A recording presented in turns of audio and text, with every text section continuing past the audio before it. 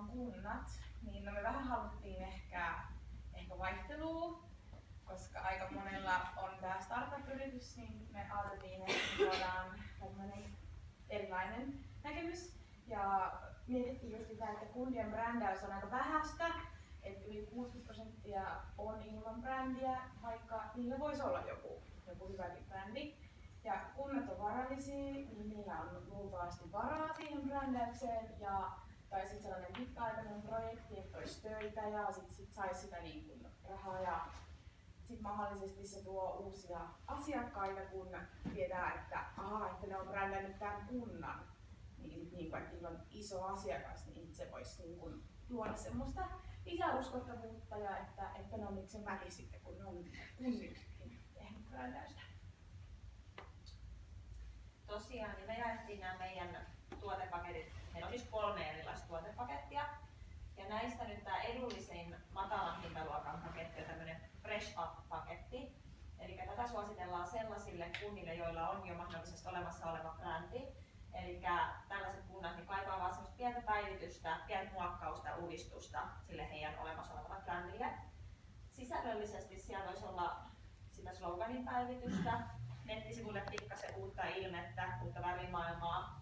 Sitten näiden julkisen liikenteen asemien ilmeitä ja esitteitä vähän uudistettaisiin, tehtäisiin ihan uutta ilmettä.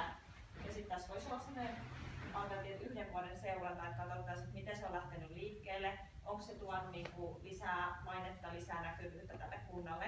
Ja jos ei, niin sitten puututaan tietysti siihen ja mietitään, mitä voitaisiin tehdä toisin lisää.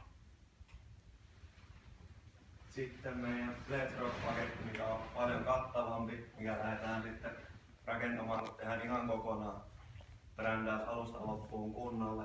Eli kun katsotaan kunnan mahdolliset, siellä on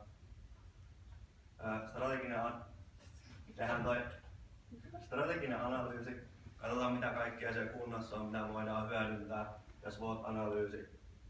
Sitten lähdetään luomaan, niin luodaan sitten kunnalle omat missio, visio, lyhyen ja pitkän aikavälin tavoitteet, mitä halutaan brändäyksellä saada aikaan. Sitten tehdään arvot, sitten sen kunnan slogan ja mahdolliset alasloganit riippuen sitten aina omille kohderyhmille, että ketä halutaan tavoittaa niille sopivat. Ja sitten luodaan se yhtenäisen viestinnän pohja, että se uusi brändi levittyy sitten joka paikkaan sen kautta. Sitten mainitaan kohderyhmät ja tehdään yksilöidyt viestinnät jokaiselle kohderyhmälle, ketä tämä kunta haluaa, haluaako ne enemmän asukkaita vai uusia yrityksiä sinne kuntaan. Sitten otetaan yhteistyökumppanit, käydään kunnan paikalliset yritykset läpi, kuntalaiset, otetaan kaikki mukaan siihen luomaan sitä brändiä ja että saadaan sitä yhtenäinen koko kunnan asia. Sitten mahdollinen johtohahmo, jos kunnassa on esimerkiksi näitä poliittisia hahmoja, siellä saattaa olla. Siellä syntynyt julkisuuden henkilöitä. Niin, kunnan kasvut, niin kuin esimerkiksi on aika monessa kunnassa on näitä Puumalan kunnanjohtajat ja muut, mitkä on sitten julkisuudessa näkyy. Sitten riippuen kunnasta kansainvälistyminen, jos on sellainen, missä on potentiaalia kansainvälisiä yrityksiä tai halutaan saada sinne kansainvälisiä yrityksiä, niin sitten otetaan sitäkin siihen mukaan. Ja sitten meillä on tällainen seuranta 3 vuotta, mutta kunnan brändääminen kestää paljon pidempään, joten sillä meillä on brändin jatkuvuuden takia, niin joko koulutetaan mahdollisesti sitten kunnan omaa henkilökuntaa tai sitten jos siellä ei saada tietotaitoa, niin sitten ihan palkataan sinne työntekijä, kun tulee sitten hoitaa jatkossa, koska kunnan brändääminen voi kestää yli 10 vuotta helposti, että siitä kantaa hyvä.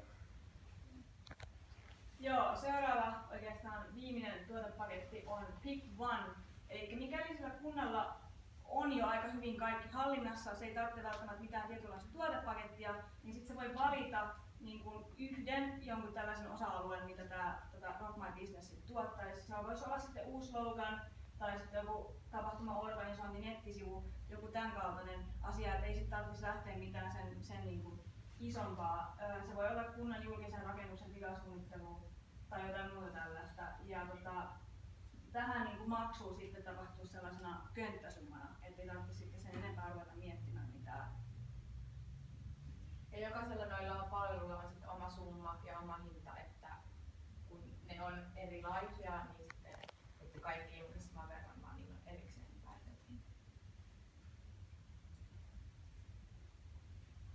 No niin, ja sitten mitä arvoa brändäys tuo kunnalle, niin luo huomattavaa kilpailuetua, sitten mahdollisesti uusia yrityksiä, uusia asukkaita jopa, sitten lisää verotuloja ja mahdollisuus investointeihin, ja sitten brändäyksen kulut on minimaaliset verrattuna mahdolliseen tuottoon. Sitten paikalliselle yritykselle uusia yhteistyökumppaneita, lisää työntekijöitä, lisää tietotaitoa, lisää asiakkaita ja lisää tuloja. Kaikki voittaa. No sitten vielä tiivistetysti, että miksi meidän suunnitelma.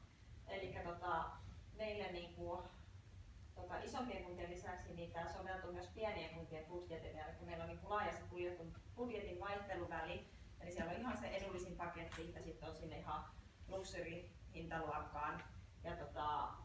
Ja sitten on tosiaan vielä se pick one, eli sieltä saa valita semmoista tavallaan, siellä vaihtelevat ne hinnat. Ja se on tärkeää justi, että ne hintaluokat on määritelty, että se selkeyttää sitten näiden kuntien sitä valintaa. Ja painottavan paikkakunnan asukkaiden ja yritysten osallistaminen, niin se tuo aina vaikuttavuutta, että liian usein tämmöiset mainostoimistot sortuu semmoiseen yleispätevään brändäykseen, että pitää olla sitä yksilöllisyyttä siihen enemmän, niin sitten saadaan vaikuttavuutta. Ja nimenomaan niin yksilöllisyys eli kilpailijoista erottautuminen, yksilöllinen ja vahvuuksien